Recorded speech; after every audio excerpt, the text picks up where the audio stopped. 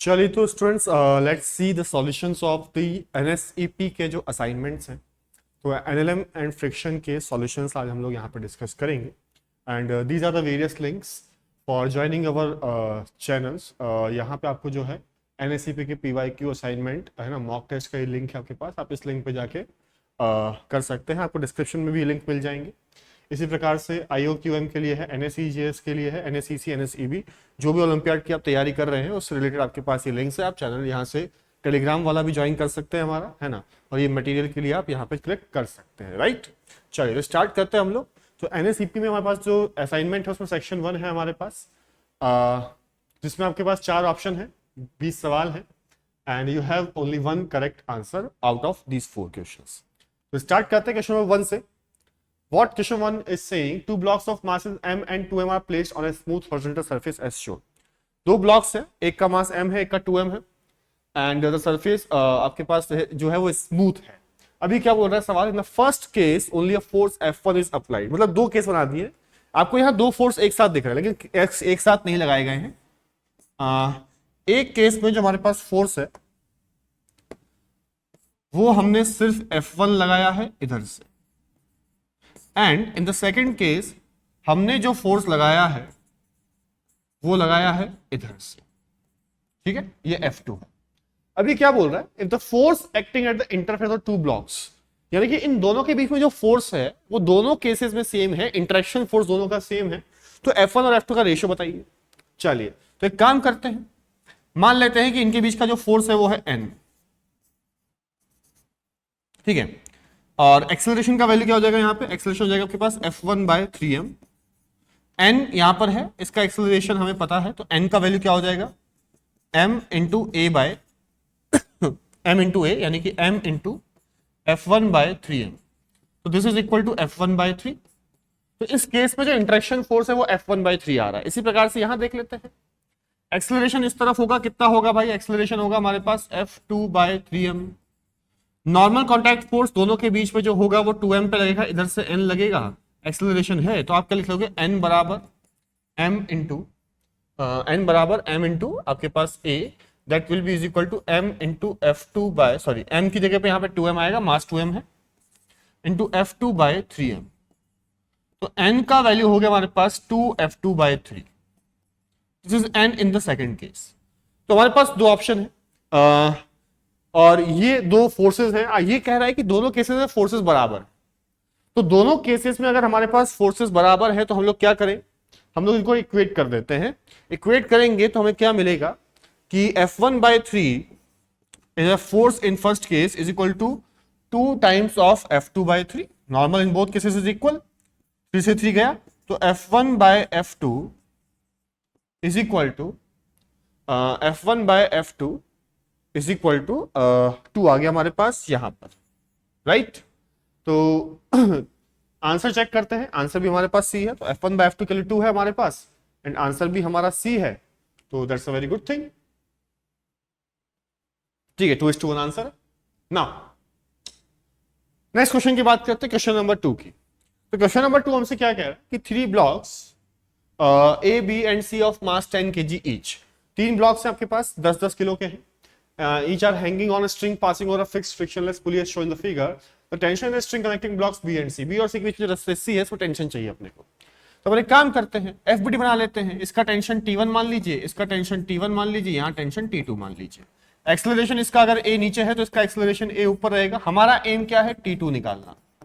A का FBD बनाएंगे, ऊपर T1 नीचे mg, एक्सेलरेशन A ऊपर।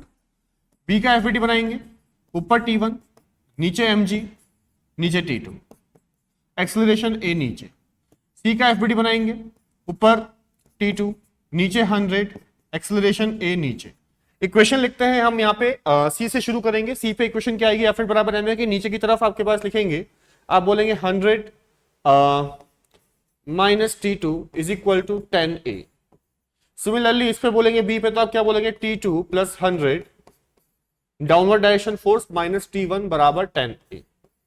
ठीक है, इस पे फोर्स ऊपर T1 है, नीचे 100 है, क्या बोलेंगे आप, T1 माइनस 100। तो T1 माइनस 100 क्या आएगा भाई हमारे पास, is equal to m into A, यानी कि 10A। एक्सेलरेशन तीनों का सेम है, कंस्टेंट से हम कह सकते हैं रस्सी सिलेक्ट नहीं होगी तो तीनों का एक्सेलरेशन सेम रखना पड़ेगा। क्या आएगा आंसर यहां से देखिए आप, T2 से T2 कैंसिल, T1 से T1 कैंसिल, आएगा 100 + 100 - 100 is 100 is equal to 30A। तो एक्सेलरेशन आ गया 10/3। अब एक काम करिए, इस एक्सेलरेशन को उठा के यहां पुट करिए तो क्या आएगा 100 - T2 इक्वल टू 10A और A इज 10/3। तो कितना आ गया 100 - 100/3 यानी कि it is equal to 200/3 newtons. कौन सा ऑप्शन दिख 2000 नो 400 100 200 क्या डी ऑप्शन आंसर होना चाहिए? Let's check it out. Yes the answer is D. तो यानी कि हमारी कैलकुलेशंस बिल्कुल सही है। This is the complete solution of question number 2। Let's see it. Done. चलिए फिर अब क्वेश्चन नंबर 3 देख लेते हैं। क्वेश्चन नंबर 3 क्या कह रहा है भाई, a particle of mass m is thrown vertically up with velocity u, ऊपर फेंका u वेलोसिटी से, air exerts an opposing force. Okay, तो air resistance is being considered in this question. Air resistance को ध्यान में रखते हुए सवाल सॉल्व करेंगे, राइट तो air exerts an opposing force of a constant magnitude f, the particle returns back to the point of projection with velocity v। फेंका u से था, क्या वापस u से आता है, लेकिन कब आता है जब एयर रेजिस्टेंस नहीं मानते हैं। ये कह रहा है कि u से फेंका है और v से आया है, u से ऊपर फेंका और ये v से नीचे आया है, राइट तो u से फेंक करके v से आया है, तो कुछ अलग सा सवाल है। यहां पे आपके पास जब बॉडी ऊपर जा रही है तो फोर्स क्या लग रहा है, नीचे की तरफ लग रहा है mg + f। एक्सेलरेशन हो जाएगा इस केस में g + f/m, obviously which is opposite to the direction of velocity. जब ये ऊपर जाके रुकेगा टॉप मोस्ट पॉइंट पे तो h हाइट तक जाएगा, और h हाइट पे जाकर के जब वापस आएगा तो इनिशियल वेलोसिटी आपके पास 0 हो जाएगी और गिरते गिरते गिरते इसकी वेलोसिटी बढ़ जाती है v तक। अच्छा, इस वाले केस में अगर आप देखोगे तो mg लगेगा नीचे। अब क्योंकि इसकी वेलोसिटी जो है वो नीचे की तरफ है, it is moving in downward direction, तो एयर रेजिस्टेंस कहां लगेगा, एयर रेजिस्टेंस लगेगा ऊपर, अपोजिट टू वेलोसिटी। यस और नो? तो इस वाले केस में जो एक्सेलरेशन होगा that will B mg - f/m, यानी कि g - f/m, and here it will be is equal to g + f/m। तो अपवर्ड जर्नी में डिस्टेंस h कवर किया है, एक्सेलरेशन इतना है, डाउनवर्ड जर्नी में डिस्टेंस इतना कवर किया है, एक्सेलरेशन हमारे पास इतना है, राइट अब हमसे क्या बोल रहा है, हमसे बोल रहा है कि h बताइए u की टर्म्स में और v की टर्म्स में। बिल्कुल बता सकते हैं। कौन सी इक्वेशन यूज करेंगे हम लोग, v² = u² + 2as। Let's start it for upward journey. अब जाते समय क्या होगा, हम फाइनल वेलोसिटी 0 बोल रहे हैं तो 0 का स्क्वायर, इनिशियल वेलोसिटी u है, u ही लेनी है।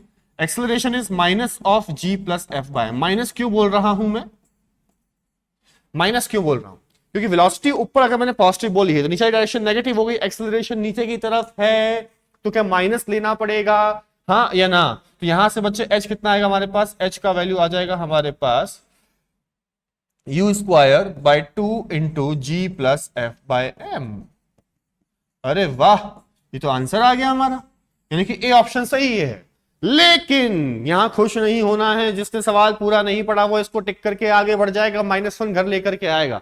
क्यों लेके आएगा, ध्यान से देखिए। ये पूछ रहा है इनकरेक्ट स्टेटमेंट्स। क्या पूछ रहा है, इनकरेक्ट स्टेटमेंट्स। तो इनकरेक्ट स्टेटमेंट के लिए क्या करेंगे, सभी ऑप्शन को चेक करना पड़ेगा बारी बारी से, हाँ या ना। अब एक काम करते हैं, डाउनवर्ड जर्नी की बात करते हैं। तो डाउनवर्ड जर्नी में जो पार्टिकल है उसकी इनिशियल वेलोसिटी थी हमारे पास 0, बढ़ते बढ़ते वेलोसिटी v हो गई, डिस्टेंस चला है ये h, हाँ या ना? हाँ। एक्सेलरेशन नीचे की तरफ है क्योंकि स्पीड बढ़ रही है, तो क्या एक्सेलरेशन भी नीचे ही होगा, बिल्कुल होगा। तो इनिशियल स्पीड 0 है, acceleration g - f/m × displacement h है, फाइनल वेलोसिटी हमारे पास v है, तो v² = u² + 2as। नीचे पॉजिटिव मान लिया, एक्सेलरेशन भी पॉजिटिव हो गया, डिस्प्लेसमेंट भी पॉजिटिव हो गया, तो पॉजिटिव पॉजिटिव के साथ लिखा है। यहां से h का वैल्यू क्या आएगा हमारे पास, v² / 2 times of g - f/m, यानी कि ये ऑप्शन भी है सही। तो ये और ये सही है, इनको टिक नहीं करना है। चलिए इन दोनों की बात कर लेते हैं। यहां पे आपको देखोगे तो ये v = u समथिंग लिखा हुआ है, तो बेसिकली ये v/u लिखा हुआ है। v/u का रेशियो अगर आप निकालोगे तो आपको अपने आप आंसर मिल जाएगा। v/u निकालते हैं हम लोग, तो v/u अगर हम निकालते हैं तो v² = 2h into G minus F by m, और यू स्क्वायर अगर हम देखें पिछले पेज से क्या आएगा, 2h into ji plus F by M, तो 2h ji plus F by M.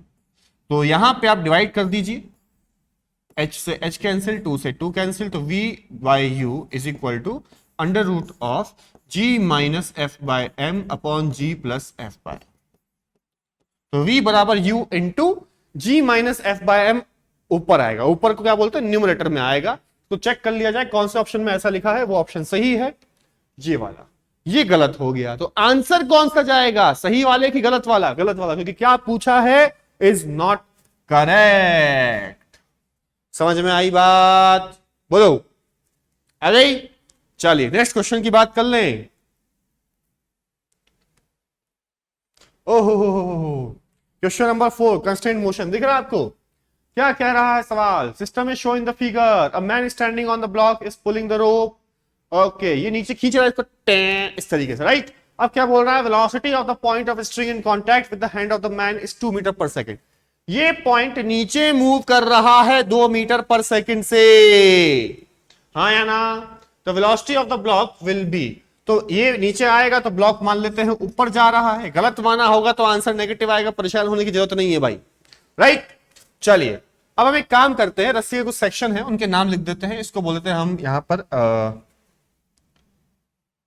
X Y Z, और ये अलग सेक्शन हो गया डब्ल्यू, मतलब एक सेक्शन, 2 सेक्शन, 3, 4। कंस्ट्रेंट का बेसिक लॉ क्या होता है कि रस्सी की length x plus Y plus Z plus W बराबर कांस्टेंट। ठीक है, हमने इन लेंथ को काउंट नहीं किया है यहां से यहां तक की, क्योंकि ये तो बदलेगी नहीं। आप चाहें तो इनको लिख सकते हैं, लेकिन उसको लिखना प्योर टाइम वेस्ट होता है। भाई यहां से यहां तक की लेंथ जो पुली के ऊपर है वो हमेशा उतनी ही रहेगी, चाहे रस्सी कहीं मूव करे। ठीक है, तो इसको लिखना बेवकूफी होती है, टाइम पास करना होता है, वो हम नहीं लिख रहे हैं सॉल्यूशन में ना। अब हम क्या करें, ये सब कांस्टेंट है, तो dx by D T plus dy by D T plus dz by T T plus dw by D T बराबर 0। यानी कि रस्सी की लेंथ कांस्टेंट है, उसका डिफरेंशिएशन 0 हो जाएगा। होगा कि नहीं होगा भाई, जल्दी बताइए, है ना? अब हम क्या करें, अब आप ध्यान से देखिए कि dx बाई डी टी, ये लेंथ कम हो रही है, कम हो रही है, कम हो रही है, तो dx बाई डी टी कितने से कम हो रहा है? ये पॉइंट रुका हुआ है, ये पॉइंट v से इसको अप्रोच कर रहा है, तो कम होने की रेट हो गई -v। सिमिलरली जैसे जैसे ये ब्लॉक ऊपर जाएगा, क्या ये पुली भी ऊपर जाएगी उसी वेलोसिटी से, तो ये लेंथ भी घटेगी कितने से? v से, यानी कि यहां भी क्या आएगा -v प्लस ये आएगा 0। भाई ये सेक्शन की लेंथ चेंज नहीं हो सकती, क्यों नहीं हो सकती? पुलिस ऐसे मूव नहीं कर रही है हॉरिजॉन्टल डायरेक्शन में, तो ये लेंथ कभी बदलेगी नहीं, z उतने का उतना ही रहेगा, हाँ या ना? Plus dw by D T, dw by D T ये लेंथ इधर वाली, ये रस्सी हाथ में और पुली के बीच में। तो भाई अगर आप ध्यान से देखें,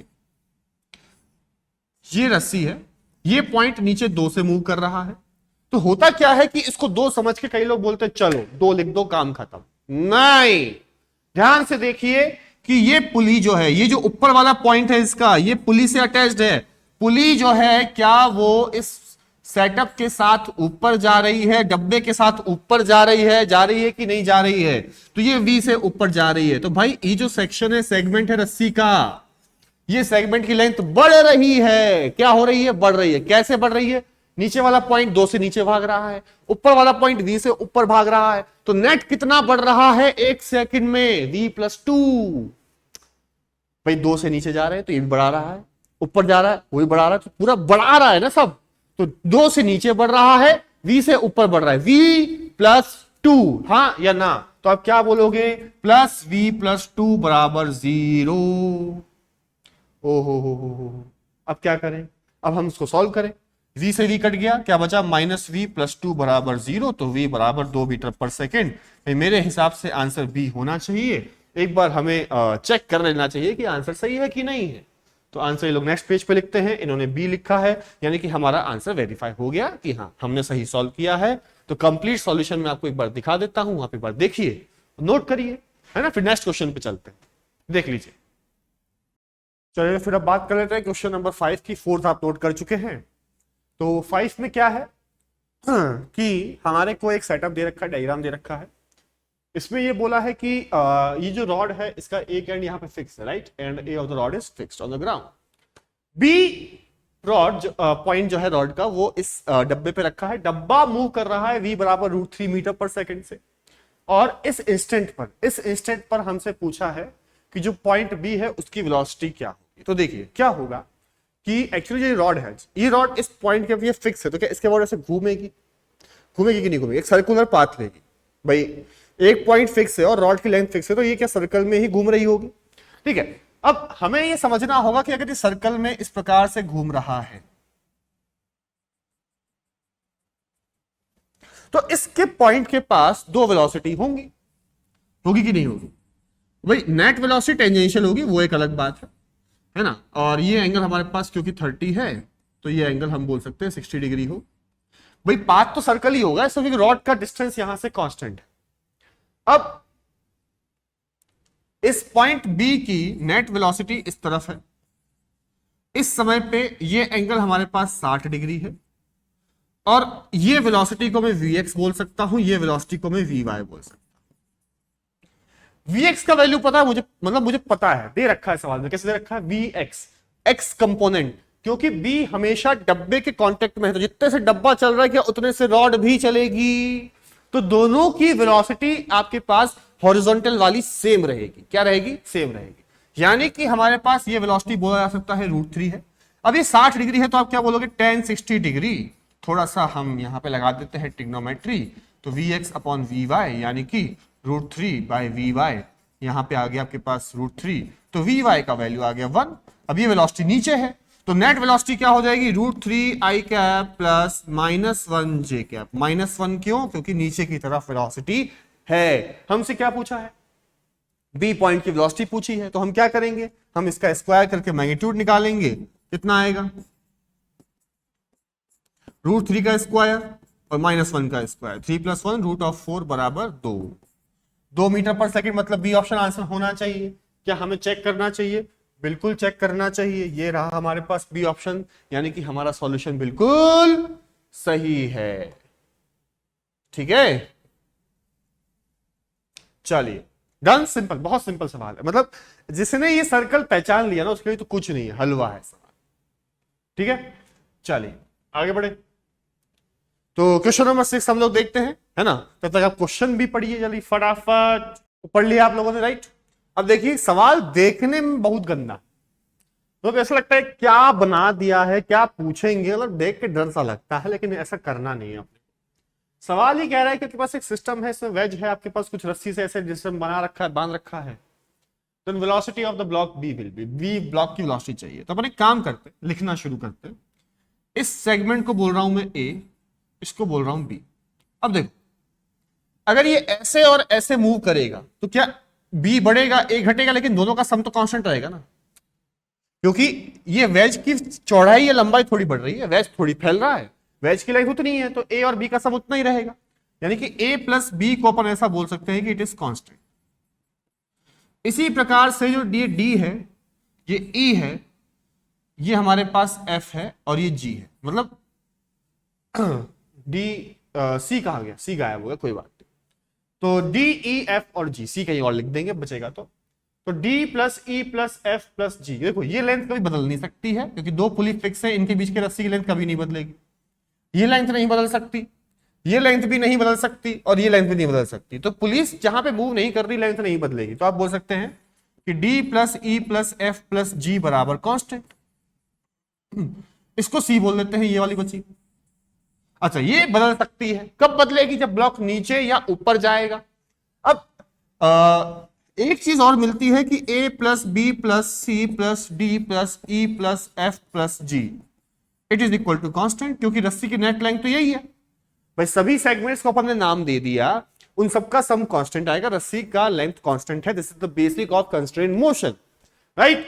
अब हम क्या करें, ये कांस्टेंट, ये पूरा कांस्टेंट, तो जो बचा है वो वेरिएबल कैसे हो सकता है, यानी कि सी भी कांस्टेंट है, और सी अगर कांस्टेंट है तो जो ब्लॉक बी है ना तो वो नीचे जाएगा, ना वो ऊपर जाएगा। उसके पास चॉइस क्या बचती है? चॉइस ये बचती है क्योंकि वो वेज के कांटेक्ट में है ए ब्लॉक के साथ, तो जैसे जैसे वेज आगे चलेगा वैसे वैसे चुपचाप ये भी आगे चलता रहेगा, ना तो ये ऊपर जाएगा ना ये नीचे जाएगा। अलोंग द इंक्लाइन कुछ मूव नहीं करेगा, कहां जाएगा? सिर्फ वेज के साथ आगे चलता जाएगा, यानी कि 2 मीटर पर सेकंड से ही चलेगा। तो आपसे बोला है वेलोसिटी ऑफ ब्लॉक बी क्या 2 मीटर पर सेकंड होनी चाहिए। हमें आंसर चेक कर लेते हैं एक बार, देखते हैं क्या आ रहा है कि नहीं आ रहा है। चलिए 2 मीटर पर सेकंड सी ऑप्शन है। सी ऑप्शन ही टिक किया था क्या हम लोगों ने? बिल्कुल यही टिक किया था। This is the complete solution. देखने में डरावना बट सॉल्व करने में कुछ नहीं सवाल, राइट। चलिए बच्चे नेक्स्ट क्वेश्चन 7th नंबर की बात कर लेते हैं। 7th नंबर में हमारे पास कुछ सिचुएशन ऐसी है, इधर की तरफ है ब्लॉक M2, इधर की तरफ है ब्लॉक M1, जिनको क्लियरली नहीं दिखाई दे रहा बताता हूं। ये M2 लिखा है, ये M1 लिखा है, अल्फा और बीटा आपको इंक्लाइन के एंगल दिए हैं। आपसे पूछा गया है कि the acceleration of block M2 down the incline, M2 कितने से नीचे आएगा? तो कुछ नहीं, बहुत सिंपल है। इधर की तरफ फोर्स होगा mg साइन थीटा, तो m2g साइन बीटा बोल सकते हैं अपन। कहां गया? हाँ, तो m2g इंटू साइन बीटा, भाई mg साइन थीटा इस तरफ नीचे फोर्स होगा, m1g साइन अल्फा इस तरफ नीचे फोर्स होगा। तो अगर हम ध्यान से देखें दोनों का एक्सेलरेशन सेम ही तो होगा, ये ऊपर जाएगा ये नीचे जाएगा। तो अब क्या बोलेंगे? आप बोलेंगे भाई नेट फोर्स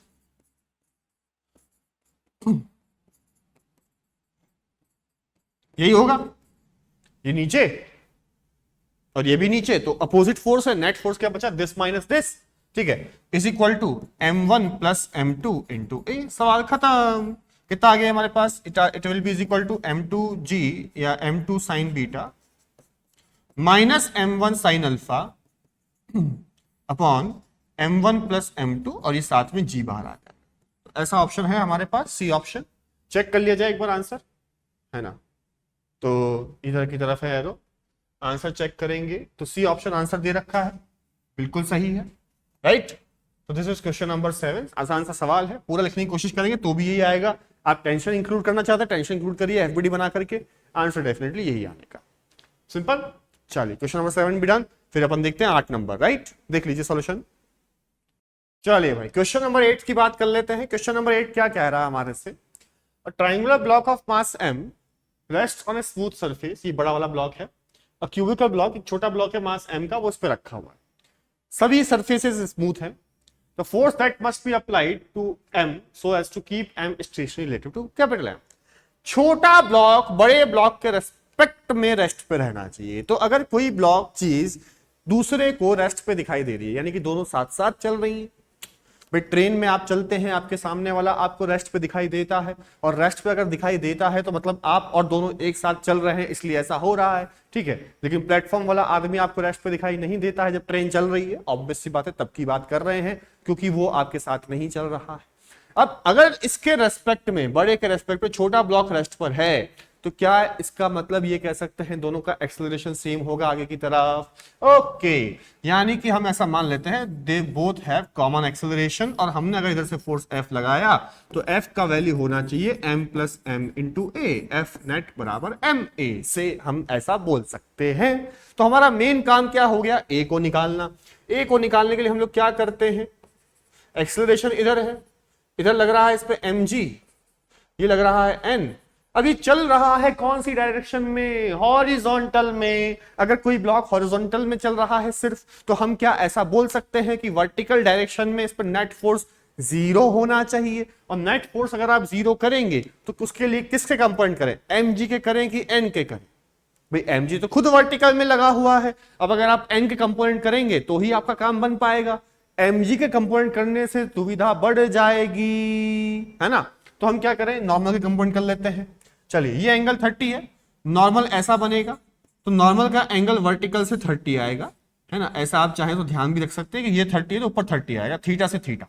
नहीं तो कोई बड़ी बात नहीं है भाई, ये एंगल 90 है, ये 60 है, क्योंकि ये राइट एंगल ट्राइंगल दिख रहा है आप देखो, तो 60 और ये बचा 30, खत्म बात। ऐसा भी आप बोल सकते हैं ना।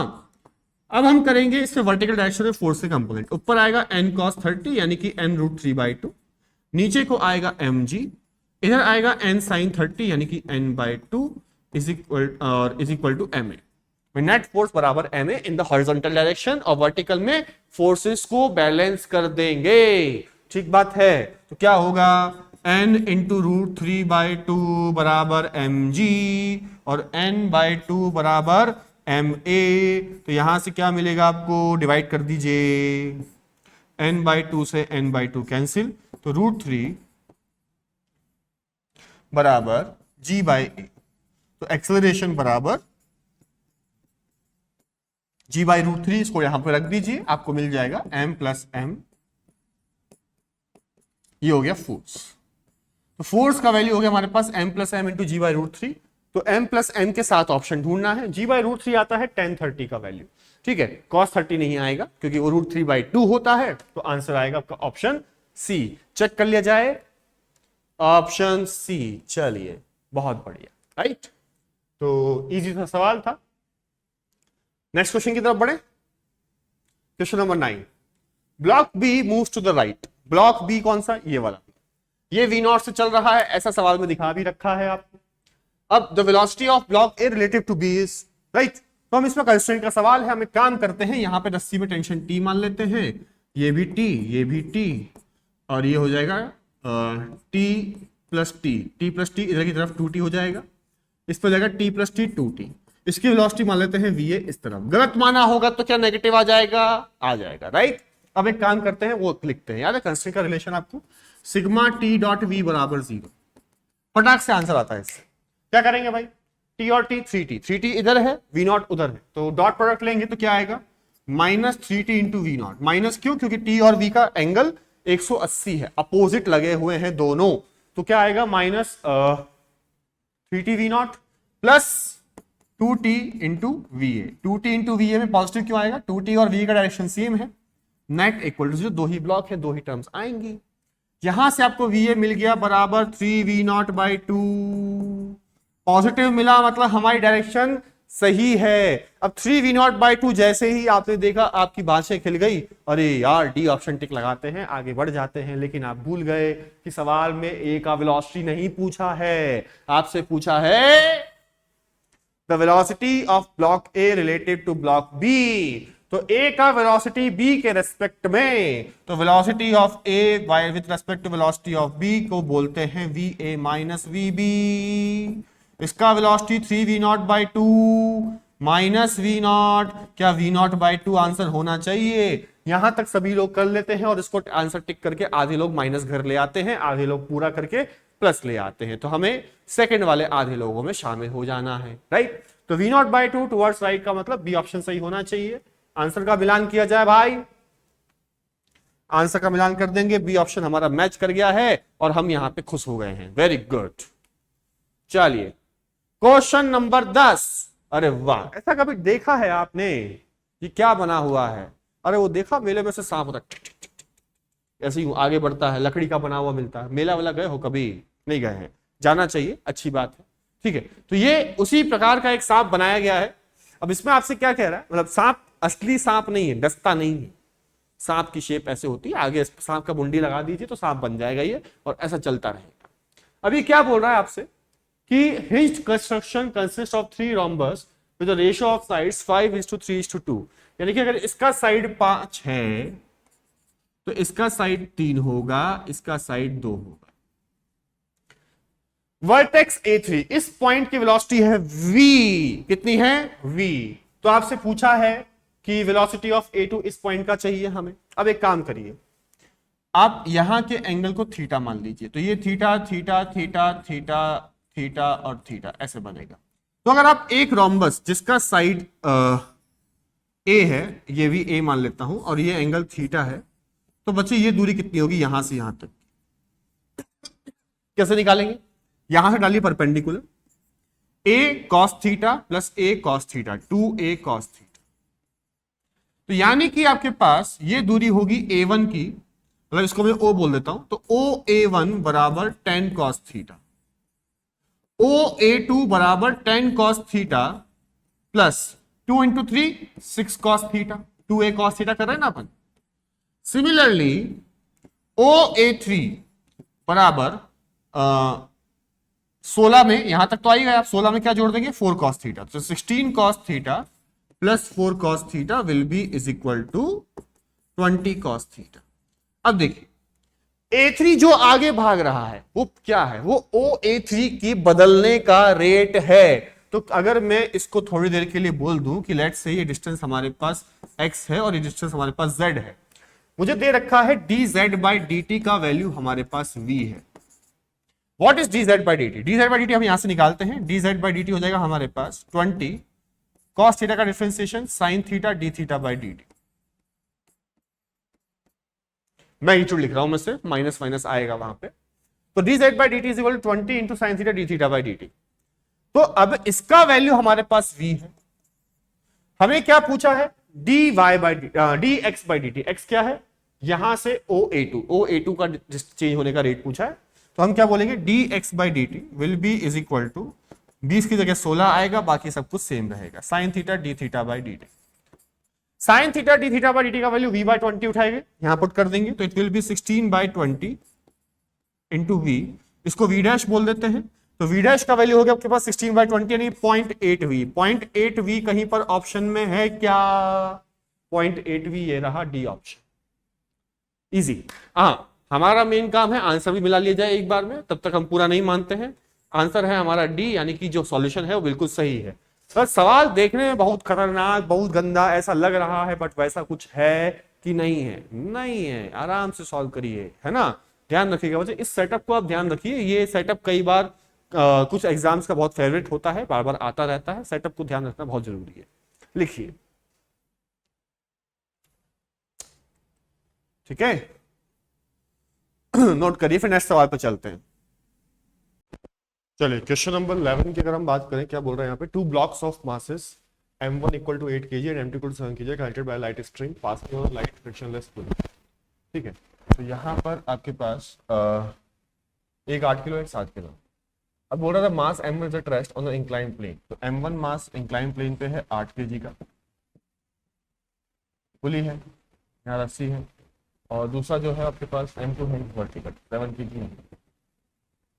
The angle of inclination is 30 degree. तो आपसे पूछ रहा है कि find the value of friction. ठीक है, तो कुछ नहीं, बस यहाँ पे t है, यहाँ 70 हो जाएगा, t बराबर 70 न्यूटन। इधर की तरफ t हो जाएगा, है ना, एंड इधर की तरफ हो जाएगा आपके पास 80 साइन 30 यानी कि 40 एंड फ्रिक्शन।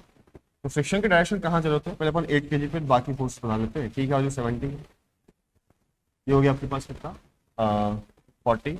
तो फ्रिक्शन कहाँ लगना चाहिए, देखिए स्लिपिंग टेंडेंसी कहाँ है, स्लिपिंग टेंडेंसी ऊपर है, तो फ्रिक्शन की रिक्वायरमेंट इस केस में नीचे है। तो क्या बोलेंगे आप, 40 प्लस एफ बराबर 70। फ्रिक्शन का वैल्यू हो गया आपके पास 30 newton down the plane. Down the plane मतलब बी ऑप्शन आपका आंसर होना चाहिए, ठीक है ना। चलिए बच्चे, क्वेश्चन नंबर 12 की बात करते हैं यहाँ पे फटाफट से। आपसे बोला है, कार्ट है कैपिटल एम मास का, छोटा सा ब्लॉक आगे मास एम चिपका रखा है ना, मतलब चिपका नहीं रखा, मतलब है वहां पे, डायग्राम में देखा चिपका रखा। अभी कह रहा है कि आपके पास इन दोनों के बीच में जो फ्रिक्शन कोएफिशिएंट है वो म्यू है। What is the minimum acceleration of the cart, कितना एक्सेलरेशन होना चाहिए कि ब्लॉक एम नीचे ना गिरे। तो हम क्या करेंगे, ब्लॉक एम का बनाएंगे सबसे पहले एफबीडी, और एक्सेलरेशन हो गया इसका ए। तो यहां पे आपके पास ये लगेगा नॉर्मल, नीचे लगेगा mg, रोकेगा कौन ऊपर, फ्रिक्शन। स्लाइडिंग होगी ना, तो स्लाइडिंग से कौन बचाएगा, फ्रिक्शन ही बचाएगा, राइट। तो हम क्या बोल रहे हैं, n बराबर है m, और फ्रिक्शन जो है वो mg हो जाए। ठीक है, तो फ्रिक्शन की मैक्सिमम वैल्यू, ये रिक्वायरमेंट है हमें, तो फ्रिक्शन की मैक्सिमम वैल्यू जो है it should be greater than और इक्वल टू फ्रिक्शन की रिक्वायरमेंट। मतलब रिक्वायरमेंट हमारी कम होनी चाहिए तो काम हो जाएगा। तो रिक्वायरमेंट हमारे पास mg है, फ्रिक्शन की मैक्सिमम होती है mu N. Mu N, N का वैल्यू हो गया ma, तो a का वैल्यू g बाई म्यू या उससे ज्यादा होना चाहिए। सवाल हमसे पूछ रहा है मिनिमम, तो मिनिमम का आंसर अपन टिक करेंगे g by mu. C option check किया जाए, चेक करेंगे एक पेज आगे बढ़ा करके, तो आगे बढ़ाएंगे, सी ऑप्शन सही है। क्लियर, ठीक है। तो ये कंप्लीट सॉल्यूशन है। देखिए फटाफट से स्क्रीनशॉट ले सकते हैं आप चाहे तो। हम नेक्स्ट क्वेश्चन पे बढ़ते हैं, क्वेश्चन नंबर 13 मतलब 13, right. A man of mass m is applying a horizontal force to slide a box. भाई ऐसा है, सिचुएशन क्या है, एक यहां पे आपने रखा है डब्बा ग्राउंड पे, इसका मास है हमारे पास m डैश, आदमी का मास है हमारे पास m, ठीक है, ये इस पे फोर्स लगा रहा है, तो डब्बे को कैसे आगे सरका रहा है, तो डब्बे पे अगर ये फोर्स लगाएगा तो क्या डब्बा भी इस पे फोर्स लगाएगा, Newton third law, action reaction, सही बात है। यानी कि अब ये क्या कह रहा है, it is known that the man does not slide, man slip नहीं हो रहा, ठीक है, मैन वहीं खड़ा है। अब ये पूछ रहा है कि यहां पे फ्रिक्शन कोफिशिएंट म्यू डैश है, यहां पे फ्रिक्शन कोफिशिएंट म्यू है, क्या कंडीशन सेटिस्फाई करेगी such that following case it is certainly, मतलब not possible to move the box, slide the box. आप किस ऑप्शन में एकदम श्योर होकर के कह सकते हैं कि बॉक्स मूव करेगा ही नहीं, कर ही नहीं सकता। देखो अब इसमें रोल किसका है, देखो फोर्स आदमी ने इस पे F लगाया तो आदमी पे भी F लगा, वो तो बराबर है, उससे कोई फर्क नहीं पड़ता है। आप 10 लगाओगे 10 आप पे लगे, 15 लगाओगे 15 आप पे लगे, फर्क पड़ता है फ्रिक्शन से। भाई अगर आप ऐसे खड़े हैं तो फ्रिक्शन बचा पा रहा है कि नहीं बचा पा रहा है, तो स्लिपिंग ग्राउंड पे हो रही है, तो ग्राउंड पे फोर्स जो आप पे लग रहा है वो फ्रिक्शन है। अगर आपके जूते एकदम गड़े हील वाले हैं, एकदम गड़ा दिए आपने पैर, है ना, तो आप स्लिप करेंगे ही नहीं, क्योंकि वहां पे फ्रिक्शन की वैल्यू बढ़ गई है ना। तो यहां पर आपकी क्या है कि जो खेल है वो पूरा फ्रिक्शन का है, इसको आगे फोर्स लगाया जा रहा है, इससे फ्रिक्शन पीछे होगा F डैश। इस पे आपके पास क्या बोल रहा है कि पीछे फोर्स लग रहा है तो फ्रिक्शन आगे होगा F। अब अगर ये मूव नहीं कर रहा है तो F बराबर F, ये नहीं कर रहा है तो F बराबर F डैश। लेकिन अगर हम ये कहें कि आपके पास अगर मूव करने लगे ब्लॉक, है ना, लेकिन ये क्या कह रहा है ब्लॉक मूव नहीं करना चाहिए, तो ब्लॉक अगर मूव नहीं कर रहा है तो F डैश ज्यादा होना चाहिए, यानी कि ब्लॉक पे लगने वाला फ्रिक्शन जब ज्यादा होगा तो ब्लॉक मूव नहीं करेगा, सिंपल। तो ब्लॉक पे लगने वाला फ्रिक्शन क्या है, इसका maximum value mu dash M dash G, इसका वैल्यू ज्यादा होना चाहिए आदमी पे लगने वाले फ्रिक्शन से। इसी का अगर उल्टा सवाल होता, उल्टा मतलब कि आदमी मूव नहीं करेगा, कुछ भी हो जाए, तो हम बोलते आदमी पे लगने वाला फ्रिक्शन बढ़ा दो, ठीक है। तो हम क्या कहेंगे, म्यू इंटू एम का value mu dash M dash से कम होना चाहिए। ये कब डेफिनेटली आप किस ऑप्शन से कह सकते हो, तो इसमें मुझे जो ऑप्शन दिखाई देता है वो ये दिखता है कि म्यू डैश से छोटा है, M डैश से छोटा है, तो म्यू इंटू एम का प्रोडक्ट छोटा ही आएगा, ठीक है। तो ये तो डेफिनेटली कह सकते हैं। बाकी ऑप्शन में क्या है, एक बड़ा इधर से एक उधर से बड़ा, तो मल्टीप्लिकेशन कितना आएगा मुझे कैसे पता, मैं नहीं कह पाऊंगा सर्टेनली, मतलब नॉट पॉसिबल, डेफिनेटली है कि नहीं मूव करेगा, तो ये रिलेशन होना चाहिए, प्रोडक्ट आपके पास म्यू एम का कम होना चाहिए, वो डेफिनेटली बी ऑप्शन अपन कह सकते हैं, बाकी में नहीं कह पाएंगे, तो इसलिए बी ऑप्शन आंसर होना चाहिए, मैच किया जाए, सही है, ठीक है। नेक्स्ट क्वेश्चन पे चलते हैं, 14 नंबर सवाल। 14 नंबर क्वेश्चन क्या कह रहा है, body is projected up along a rough incline plane, ऊपर जा रही है, एंड द बॉटम, तो अगर ये ऊपर जा रही है तो नीचे एक्सेलरेशन क्या होगा, जी sine theta plus mu G cos theta, जब वेलोसिटी ऊपर है, और जब नीचे आ रही है तो एक्सेलरेशन नीचे होगा जी sine theta minus mu G cos theta. अच्छा, गया डिस्टेंस जितना L ऊपर है क्या उतना ही वापस आएगा, ऊपर जाने का टाइम को TA बोल रहा है, नीचे आने के टाइम को TD बोल रहा है, तो L बराबर आप लिख सकते हैं half TA square into A1, और L को आप लिख सकते हैं half TD square into A2। अब ये दोनों बराबर है प्रोडक्ट, क्योंकि L बराबर है तो A1 TA square is equal to A2 TD square. अब क्योंकि A1 आपका ज्यादा है, ऊपर जाते समय डी एक्सेलरेशन ज्यादा है, क्योंकि फ्रिक्शन भी नीचे है, mg sin थीटा भी नीचे है, ठीक है, तो डी एक्सेलरेशन ज्यादा है, क्योंकि A1 की वैल्यू A2 से बड़ी है तो TA की वैल्यू TD से कम होनी पड़ेगी, सिंपल गणित, सिंपल गणित, राइट। तो TA की वैल्यू TD से कम होनी पड़ेगी, यानी सी ऑप्शन। आंसर चेक किया जाए, सी सही है। चलिए 15 नंबर देख लें, अरे बोलिए भाई, देख लिया जाए। चलिए question 15, the upper portion of an incline plane of inclination alpha is smooth and the lower portion is rough. तो इंक्लाइन को दो पार्ट में बांटा गया है, इधर का सरफेस स्मूथ बोल रहा है, इधर का सरफेस रफ बोल रहा है।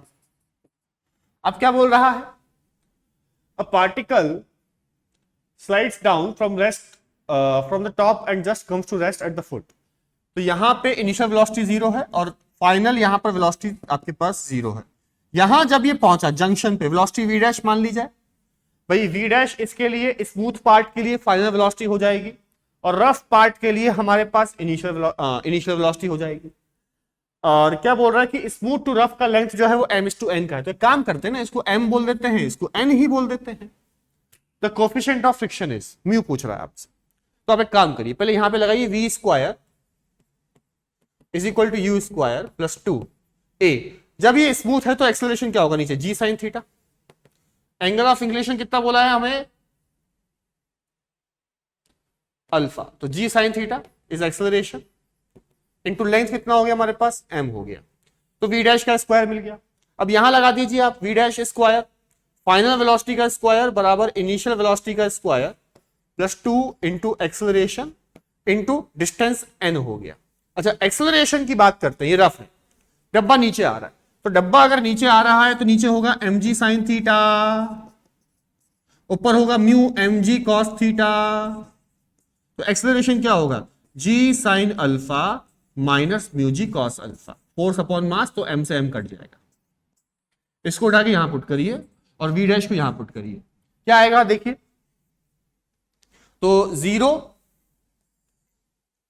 स्क्वायर यानी कि 0 बराबर v डैश का स्क्वायर हो गया 2g sin alpha into n plus, अच्छा ये जो वैल्यू है ये नेगेटिव है। कैसे नेगेटिव है, क्योंकि देखो इसकी स्पीड घट रही है। स्पीड घटने का मतलब क्या, ये वैल्यू ज्यादा होगी, ये वैल्यू ज्यादा होगी, फ्रिक्शन ज्यादा होगा तभी तो घट रही है स्पीड। तो यानी कि जो एक्सेलरेशन है मुझे लिखना चाहिए, क्या लिखना चाहिए, mu G cos alpha minus mu G cos alpha. एक काम करते हैं, हाँ ठीक है, एक्सेलरेशन नेगेटिव है, इसकी वैल्यू को अपन ध्यान रख लेते हैं एक बार के लिए। ये आ जाएगा हमारे पास equal to m plus 2an, इसको बाद में पुट कर लेंगे, ठीक है। तो यहां से आ गया हमारे पास 2 से 2 कैंसिल, तो a इंटू n बराबर minus M G sine alpha, मतलब m यहां पे मास नहीं है, this is the length of the platform. अच्छा, a का वैल्यू है माइनस ऑफ हमारे पास g sine alpha minus mu G cos alpha into n बराबर minus M G sine alpha, ठीक है, ये हो गया। अब इसको सॉल्व करिए आप, तो यहां पे आपके पास साइन अल्फा एक तो इसमें m के साथ है और एक जी साइन अल्फा n के साथ है। तो अगर आप सॉल्व करेंगे तो क्या मिलेगा आपको, आपको मिलेगा M G sine alpha plus N G sine alpha बराबर एक minute mu N G cos alpha. तो mu N G cos alpha, तो यहां से मुझे क्या मिला, यहां से मुझे मिलेगा म्यू का वैल्यू, जी से जी तो कट गया, m plus N G sine alpha लिख लेते हैं, फिर काट देंगे बाद में, अपॉन जी कॉस अल्फा। तो sine alpha by cos alpha tan alpha आएगा। अच्छा, ये एन भी नीचे आएगा, तो m plus n by n into tan alpha. तो टेन अल्फा वाला ऑप्शन ए है क्या, ऑप्शन ए है, ये आंसर आपका बिल्कुल सही हो जाता है, राइट। तो ये 15 तक आपका सॉल्यूशन हो गया। नेक्स्ट क्वेश्चन देखें। स्टूडेंट्स, क्वेश्चन नंबर 16 की हम लोग एक बार बात कर लेते हैं अब यहाँ पे, है ना। तो एनएससीबी के पेपर के 16 नंबर सवाल है, वो क्या कह रहा है हमसे कि आपके पास एक फिक्स्ड वेज है, एक तरफ 3m मास है, एक तरफ m है, लेकिन इस वेज में एक खास बात है कि एक तरफ की सरफेस तो आपको रफ दे रखी है, एक तरफ की सरफेस स्मूथ दे रखी है, यानी यहां पर फ्रिक्शन नहीं है, यहां फ्रिक्शन है, ठीक है। अब सवाल हमसे क्या कह रहा है कि system is release from rest, और जो एक्सेलरेशन है पार्टिकल्स का उसका वैल्यू है g/5√2। तो रस्सी में क्या टेंशन होगी ये आपसे पूछा है, तो क्या करना है, सबसे पहले एफबीडी बनाएंगे। 3m मास पे नीचे की तरफ क्या रहेगा, इधर की तरफ 3mg sin 45 डिग्री, इधर रहेगा 3mg cos 45 को 1/√2 लिख दो, ये होगा नॉर्मल टेंशन और फ्रिक्शन। क्योंकि ये चल रहा है, स्लिपिंग हो रही है, तो क्या फ्रिक्शन मैक्सिमम लगना चाहिए। तो मैक्सिमम फ्रिक्शन का वैल्यू हो गया हमारे पास कितना, is equal to mu into n. तो म्यू इंटू एन का मतलब हुआ हमारे पास एन कितना हो गया, एन का वैल्यू इक्वेट करेंगे इस डायरेक्शन के फोर्सेस, तो एन बराबर 3mg/√2, राइट। चलिए, और इधर की तरफ इसका एक्सेलरेशन है ही सही। इसका एफबीडी बनाते हैं, पी वाले का, मास m, tension t, mg sin 45। Friction है नहीं तो अपन नॉर्मल नहीं बनाएंगे क्योंकि उससे फ्रिक्शन निकाला जाता है, नॉर्मल निकालने की जरूरत नहीं है, सीधा t माइनस mg sin 45 बराबर m इंटू a। चलिए इसकी इक्वेशन लिखते हैं। फोर्स डाउनवर्ड डायरेक्शन में क्या आएगा, 3mg sin 45, यहां पे लिख नहीं पाएंगे, नेक्स्ट पेज पे ले चलते हैं इसको। तो 3mg sin 45 minus t minus friction,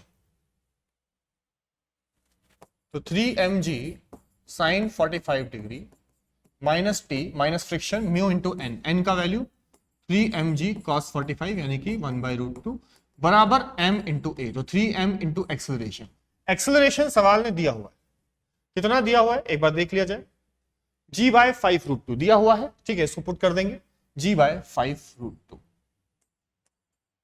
कोई दिक्कत इसमें है ना। चलिए इसकी इक्वेशन देखें, t माइनस mg sin 45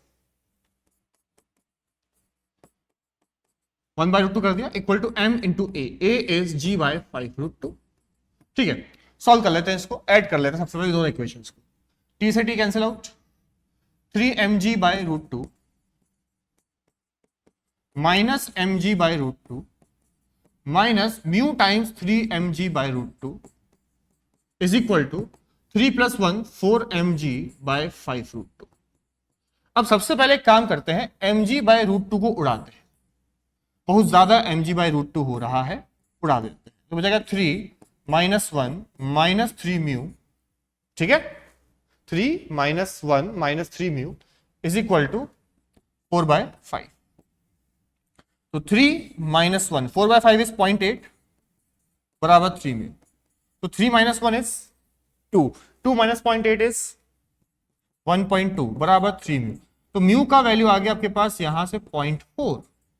अब म्यू क्योंकि आपका आ चुका है तो टेंशन निकालना है आपको, ठीक है। वैसे टेंशन निकालने की जरूरत भी नहीं थी, टेंशन तो सीधा यहां से निकल आएगी भाई, हमने म्यू क्यों निकाला, कोई बात नहीं, निकाल लिया, कोई दिक्कत नहीं है। टेंशन सीधा यहां से आ जाएगी आपके पास, t बराबर mg/√2 प्लस mg/5√2। तो एलसीएम लेंगे 5√2 आएगा, या mg/√2 कॉमन लेते हैं, 1 + 1/5 इज 6/5, तो 6 mg/5√2 हमारे पास टेंशन हो जाएगी। तो इसके लिए म्यू की रिक्वायरमेंट नहीं थी, तो बहुत आसानी से आ गया। क्या ऐसा ऑप्शन सवाल में है 6 mg/5√2? बिल्कुल है, बी ऑप्शन। तो बी ऑप्शन इसका आंसर होना चाहिए, राइट, और है भी सही। बढ़े नेक्स्ट क्वेश्चन पे। क्वेश्चन नंबर 17 क्या कह रहा है, starting from rest a flat car is given acceleration a0 बराबर 2 मीटर/सेकंड²। इस गाड़ी का एक्सेलरेशन a0 है, गाड़ी का एक्सेलरेशन a0 है, तो क्या पुली भी a0 से जा रही होगी, गाड़ी से अटैच्ड है, तो इसका एक्सेलरेशन क्या होगा 2a0। कंस्ट्रेंट में लिख सकते हो आप t इंटू ए, और इधर की तरफ t/2 इंटू a डैश, तो a डैश का 2a0 आ जाएगा। अच्छा, a0 का वैल्यू का मेरे पास 2 है, तो इसका वैल्यू कितना आ जाएगा एक्सेलरेशन का 4 मीटर/सेकंड²। सिंपल। अब क्या बोल रहा है, ए का मास 50 किलो है, neglect the friction between floor and the car wheels. यहां पे कोई फ्रिक्शन नहीं है, जो भी फ्रिक्शन है वो है इस ए ब्लॉक और इस गाड़ी के बीच में, सरफेस के बीच में है, ठीक है। अब आपसे क्या बोल रहा है कि म्यू का वैल्यू अगर 0.3 है तो केबल की टेंशन बताइए। कुछ नहीं, इसका एफबीडी बना लो आप, ए का एफबीडी बनाइए 50 kg, ऊपर नॉर्मल, नीचे 500, पीछे फ्रिक्शन का maximum value mu into n, इधर की तरफ टेंशन, और एक्सेलरेशन आपके पास 4 है ही सही, ठीक है। इक्वेशन लिखेंगे t minus mu into n बराबर 50 इंटू 4, तो t minus 0.3 into n is 500, 150 plus 200 is 350 newton. 350 newton option है क्या, है, बी ऑप्शन है। आंसर चेक कर लेते हैं एक बार, सही है, ठीक है, ये लिखा हुआ नीचे बी ऑप्शन। ये आपका 17 नंबर सवाल, आसान है, दिखाने का बहुत टफ लगता है कि हाँ भाई कुछ कर रखा होगा, कुछ बहुत भयंकर करना होगा, फ्रिक्शन है, ये है, कंस्ट्रेंट है, ऐसा कुछ है नहीं बहुत खास इसमें, ठीक है। नेक्स्ट क्वेश्चन नंबर 18 में बढ़ते हैं। 18th नंबर क्वेश्चन क्या कह रहा है हमसे, क्या कहना चाह रहा है, a bead of mass m is located on a parabolic wire. ये वायर है। अच्छा, ऐसा सवाल आपको पता है जेई एडवांस पूछ चुका 2 बार। तो ये बोल रहा है कि पैराबोला की इक्वेशन है x स्क्वायर बराबर ay with its axis vertical vertex directed downwards as in figure. If the coefficient of friction is mu, the highest distance above the x-axis at which the particle will be in equilibrium. यानी कि y पूछ रहा है आपसे, height का मतलब y पूछ रहा है। तो एक्चुअली क्या हो रहा है कि पैराबोला में जैसे जैसे आप ऊपर जाएंगे क्या स्लोप बढ़ती जाएगी, इंक्लाइन की स्लोप बढ़ रही है। स्लोप अगर मैं इंक्लाइन की बढ़ाता हूं क्या स्लिपिंग के चांसेस बढ़ते हैं? क्यों बढ़ते हैं? क्योंकि mg sin थीटा नीचे की तरफ बढ़ता जाता है और म्यू mg cos थीटा जो फ्रिक्शन है उसका वैल्यू कम होता जाता है। क्यों होता जाता है? थीटा बढ़ेगा तो cos थीटा घटेगा। और जब स्लिपिंग स्टार्ट होने वाली होगी लिमिटिंग कंडीशन क्या होती है भाई? याद करिए, एंगल ऑफ रिपोज। ठीक है, तो mg sin थीटा बराबर म्यू mg cos थीटा आपको बताएगा tan थीटा बराबर म्यू। सही बात है क्या? अब tan थीटा अगर म्यू के बराबर है तो tan थीटा इस कर्व पे कहां से निकाले? dy बाय dx से, स्लोप है ना। तो dy बाय dx निकालते हैं अपन। तो एक्स स्क्वायर बराबर बाय ए बराबर वाई, तो D Y by D X is equal to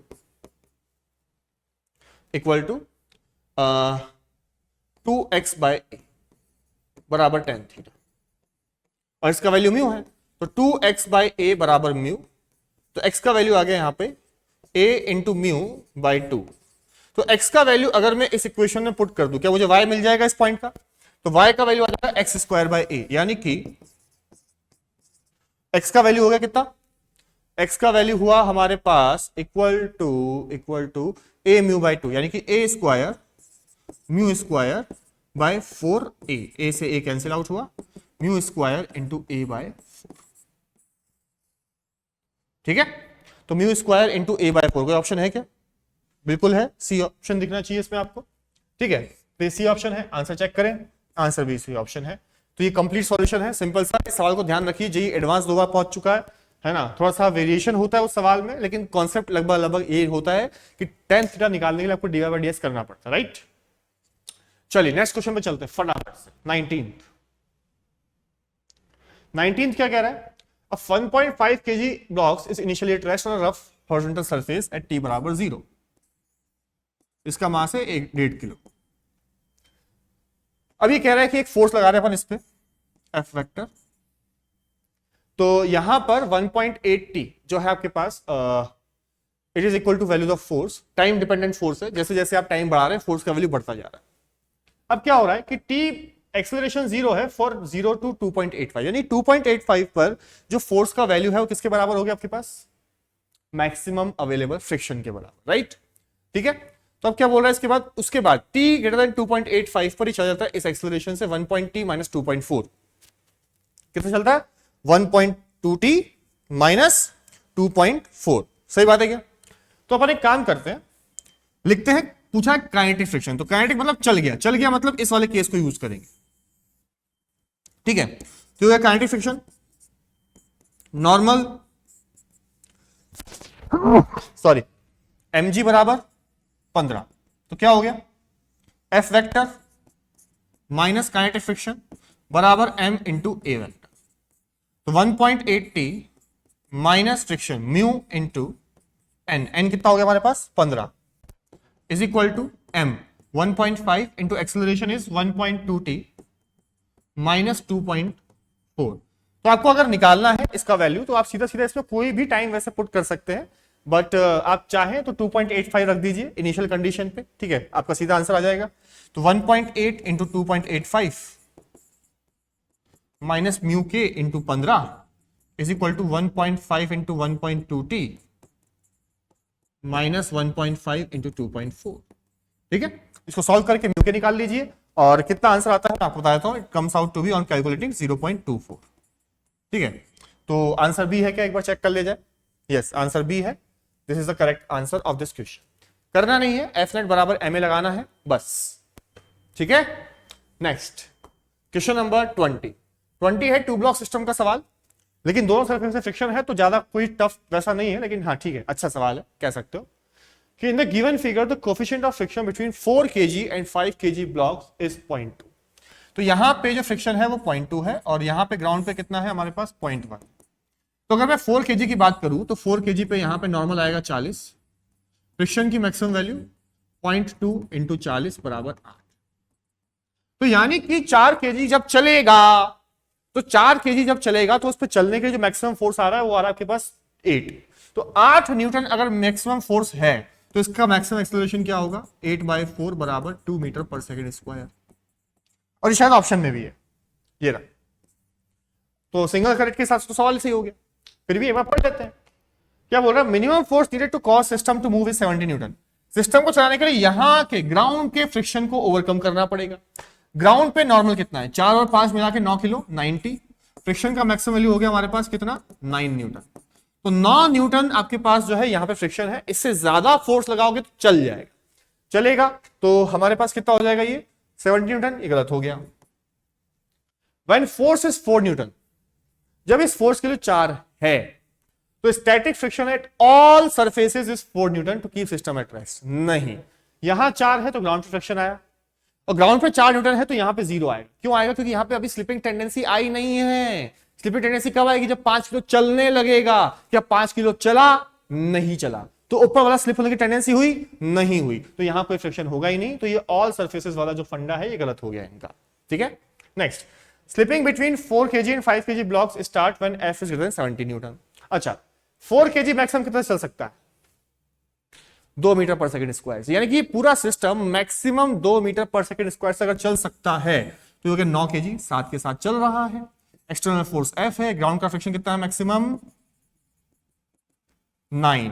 तो अगर ये 2 मीटर पर सेकंड स्क्वायर से चल रहा है तो कितना फोर्स हम लगा सकते हैं कि दोनों साथ साथ चल जाएं। तो आप क्या लिखोगे, F minus 9 is equal to M into A. तो F बराबर 27 न्यूटन। ये क्या बोल रहा है, 17 न्यूटन नहीं, 27 तक तो साथ ही चल रहा है। तो क्या ये ऑप्शन गलत है, बिल्कुल गलत है। तो सही आंसर क्या है, सी। चेक कर लीजिए एक बार, बोलो, let's check it out.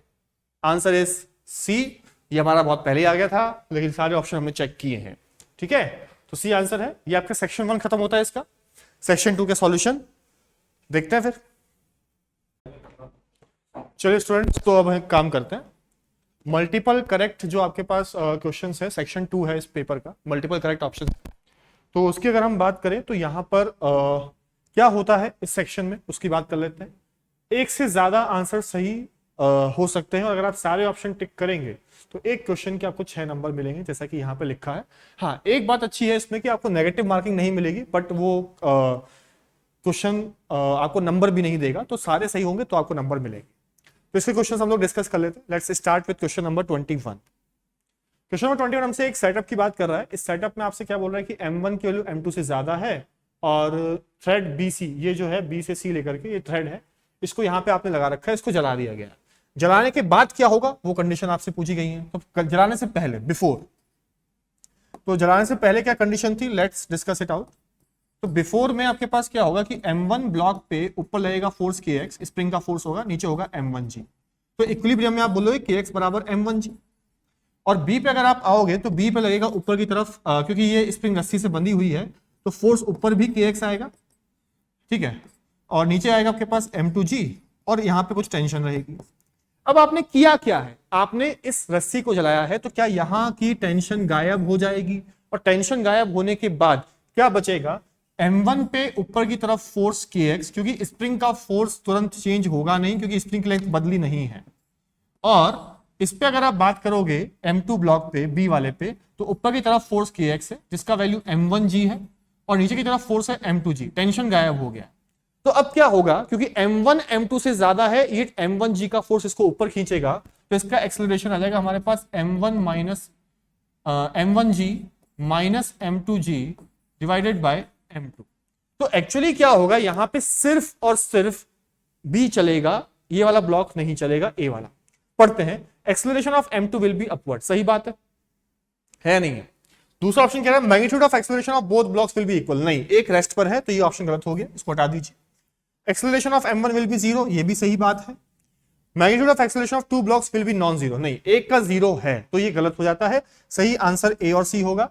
Answer आपके पास चेक कर लिया जाए, A और C दे रखा है, सही है। 6 नंबर मिल गए, आगे बढ़ जाइए। चलिए question number 22, in an imaginary atmosphere, ठीक है, ये आपके पास काइनेमेटिक्स का सवाल लग रहा है। The air exerts a small force F on any particle in the direction of the particle's motion. ठीक है, तो small force F on any particle in the direction of the particle's motion, a particle of mass m projected upward takes time t1 in reaching the maximum height and t2 in the return journey to the original point. Then क्या हो रहा है? चलिए, तो यहां पे अगर हम बात करें कि एक पार्टिकल है जिसका मास m है, इसमें फोर्स क्या लगेगा? mg लगेगा। जब ये ऊपर जा रहा है तो इसमें फोर्स लगेगा ऊपर की तरफ f, हाँ या ना? तो इसका एक्सेलरेशन क्या हो गया? एक्सेलरेशन हो गया इसका नीचे की तरफ mg, ऊपर की तरफ f minus F upon m, तो g minus F by m. लेकिन जब ये नीचे आएगा, वेलोसिटी जब नीचे होगी तो क्या होगा? इसमें f नीचे, mg भी नीचे, तो acceleration f plus mg by m यानी कि g plus f by m।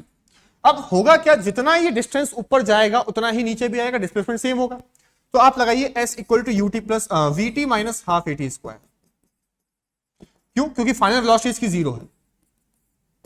तो यहां पे आपको मिलेगा डिस्प्लेसमेंट अपन h मान लेते हैं, फाइनल वेलोसिटी 0 है, minus half into acceleration is minus of g minus F by m. माइनस में क्यों बोल रहा हूं? क्योंकि ऊपर की तरफ डिस्प्लेसमेंट पॉजिटिव है तो नीचे की तरफ डायरेक्शन नेगेटिव ले लेंगे, इसलिए माइनस साइन लगा रहा हूं एक्सेलरेशन के साथ, इंटू t1 स्क्वायर। तो t1 is equal to 2h upon g minus F by m का अंडर रूट। सिमिलरली अगर मैं t2 निकालने जाऊंगा ऊपर से नीचे आने का समय, तो ऊपर से नीचे आने के टाइम इनिशियल वेलोसिटी 0 है, तो u0 लेंगे आप। तो आप लिखेंगे s यानी कि h बराबर ut। अब नीचे की तरफ पॉजिटिव मान लो, डिस्प्लेसमेंट पॉजिटिव है, is equal to ut। u0 हो गया हमारे पास, plus half acceleration is g plus F by M. इस बार एक्सेलरेशन पॉजिटिव क्यों रखा है? क्योंकि नीचे की तरफ पॉजिटिव मान लिया है, ठीक है, इनटू t2 स्क्वायर। तो t2 का वैल्यू यहां से क्या आ जाएगा हमारे पास? 2h upon g plus F by m का अंडर रूट। अब आपको क्या करना है? क्योंकि t1 में डिनोमिनेटर कम है तो t1 ज्यादा होगा, और रेशो लेंगे तो इनवर्सली प्रोपोर्शनल है, g plus F by m और g minus F by m. t1 t2 में आपके पास डी ऑप्शन भी सही आएगा, रेशो आप निकालेंगे 2h कट जाएगा, गिवन क्वांटिटी आपके निकल के आ जाएगी। क्या आंसर आ रहा है अपना इससे? एक बी आ रहा है, एक डी आ रहा है। आंसर चेक करें, इसका आंसर नहीं लिखा है तो आप नोट कर लीजिएगा, बी एंड डी यहां लिखा है। ओके, ठीक है, चलिए नेक्स्ट क्वेश्चन पे चले। क्वेश्चन नंबर 23 में स्प्रिंग ब्लॉक सिस्टम में क्या बोल रहा है सवाल आपसे कि two blocks of mass 10 kg 20 kg connected by light spring as shown, a force of 200 newton acts on the 20 kg mass as shown. तो यहां पर आपके पास फोर्स लग रहा है 20 kg पे 200 न्यूटन का, और 10 kg का एक्सेलरेशन किसी इंस्टेंट पे 12 है। तो 10 kg का एफबीडी बना ले, स्प्रिंग फोर्स और एक्सेलरेशन इसका 12। तो स्प्रिंग फोर्स का वैल्यू कितना आ गया? m इंटू ए, क्योंकि यही इस पे हॉरिजॉन्टल फोर्स है, 120 आ गया। आप जाइए 20 kg पे, तो 20 kg पे क्या होगा आपके पास? फोर्स लग रहा है 200, इधर लग रहा है स्प्रिंग फोर्स कितना? 120। इसका एक्सेलरेशन क्या हो जाएगा? 200 minus 120 is equal to 20 into A. तो एक्सेलरेशन बराबर 80 बाई 20 यानी कि 4 मीटर पर सेकेंड स्क्वायर। सही बात है। ऑप्शन पढ़ते हैं। एट दैट इंस्टेंट 20 kg मास है, एक्सेलरेशन ऑफ 12, गलत है। 20 kg का एक्सेलरेशन 4 है, ये बात सही है। Stretching force on the spring is 120 newton, none of this तो आएगा ही नहीं, तो बी और सी आंसर होने चाहिए। चेक करें, बी और सी ये भी सही है, 6 नंबर और जुड़ गए आपके। नेक्स्ट क्वेश्चन की बात करते हैं। 24 in the figure shown all the surfaces are smooth, all the blocks A B and C are movable, x axis is horizontal, y axis is vertical as shown. Just after the system is release, system release करने के बाद आपसे पूछा गया है किस block का direction acceleration का क्या होगा। तो देखिए सी पे फोर्स ऐसे लग रहा है, तो ये तो जाएगा राइट, तो सी का डायरेक्शन हो गया आपके पास लेट्स से कुछ सी आई कैप। ए की अगर हम बात करेंगे तो ए पर एक्स फोर्स जो है या तो ऊपर एन है या नीचे एम जी है। ए पर कोई हॉरिजॉन्टल फोर्स है नहीं, तो ए कहां जाएगा? नीचे जाएगा। तो ए का एक्सेलरेशन मान लेते हैं let's say some minus a j cap. B की बात करें तो अगर सी पे फोर्स राइट में आएगा नॉर्मल का कंपोनेंट एन एक्स, तो क्या बी पे फोर्स नॉर्मल का कंपोनेंट लेफ्ट में आएगा एन एक्स? उतना ही आएगा अपोजिट। तो बी का एक्सेलरेशन आएगा आपके पास किधर की तरफ? लेफ्ट में। तो माइनस बी वन आई कैप। बी वन क्यों लिखा? कारण बता रहा हूं, एक्चुअली बी नीचे भी आएगा, क्यों? ए की वजह से इस पे नीचे फोर्स लग रहा है और mg भी नीचे लग रहा है, तो यहां पर ये नीचे की तरफ भी आएगा, तो आप लिख दो इसको माइनस b2j क्या। अब बात करते हैं ऑप्शंस की। Acceleration of A related to ground is in negative y. Ground frame में सारी डायरेक्शंस अपन ने लिखी है, तो ए नेगेटिव वाई में जा रहा है, ऑप्शन सही है। Acceleration of A relative to B is in positive x direction. अच्छा, ए और बी कांटेक्ट में है तो दोनों का वर्टिकल एक्सेलरेशन सेम रहेगा, यानी कि ये जो वैल्यू है b2 की वैल्यू आप ए लिख सकते हो, वर्टिकल एक्सेलरेशन सेम रहेगा ना। तो रिलेटिव आप लोगे तो क्या कट जाएगा ये v acceleration of v minus acceleration of a, ठीक है। अब ये बोल रहा है कि acceleration of a relative to b, तो acceleration of a with respect to b will be is equal to acceleration of a minus acceleration of b। आप करोगे तो minus a j cap minus b1 sorry minus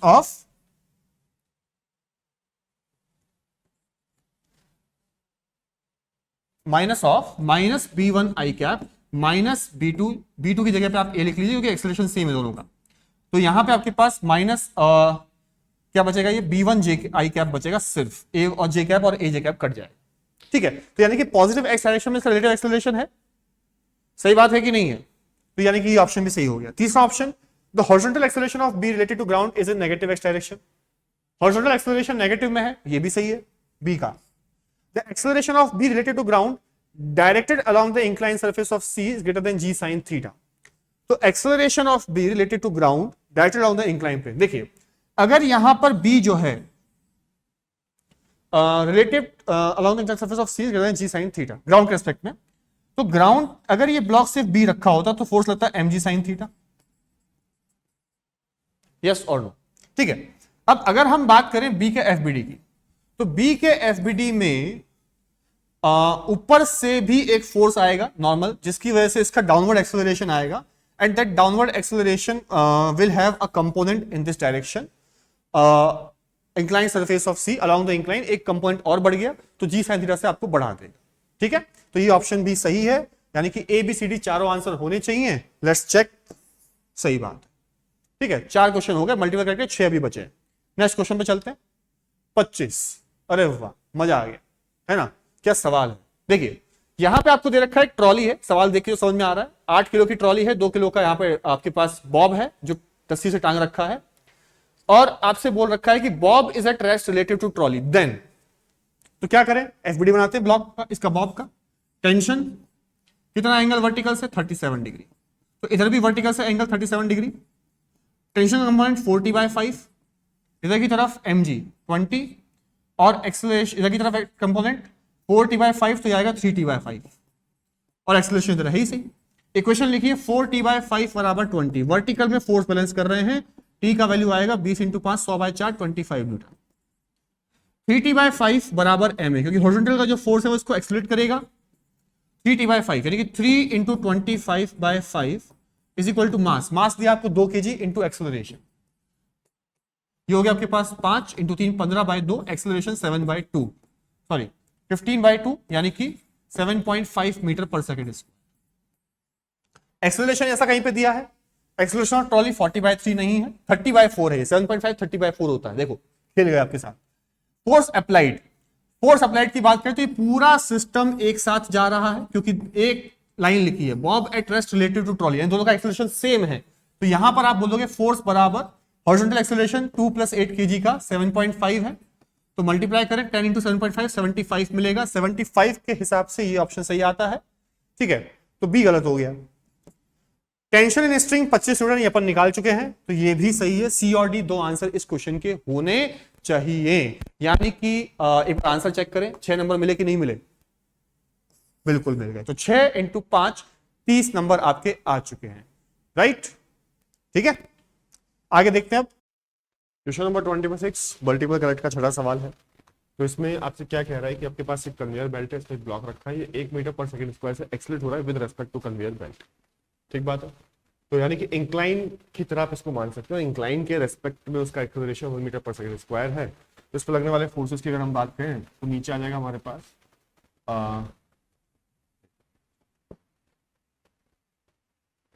तो नीचे की तरफ आ जाएगा यहाँ पे फोर्स हमारे पास mg sin थी। तो mg sin का मतलब 1 का mg का 10 sin 30 इज 5, ठीक है। एंड ऊपर की तरफ आपके पास एक्सेलरेशन है, मीटर पर सेकेंड स्क्वायर। ठीक है, तो इससे पूछा है आपसे कि force of friction on block is 6 newton upwards along the inclined plane, या फिर 1.5 न्यूटन है। तो अगर हम बात करें तो भाई एक्सेलरेशन अगर ऊपर है तो इसके ऊपर लगने वाला फोर्स एक और ही है, वो है फ्रिक्शन। तो यहाँ पर आप लिख सकते हैं इक्वेशन F-5 बराबर 1 × 1, तो फ्रिक्शन का वैल्यू 6 हो जाएगा। दूसरा ऑप्शन क्या कह रहा है आपके पास, contact force between the block and the bed.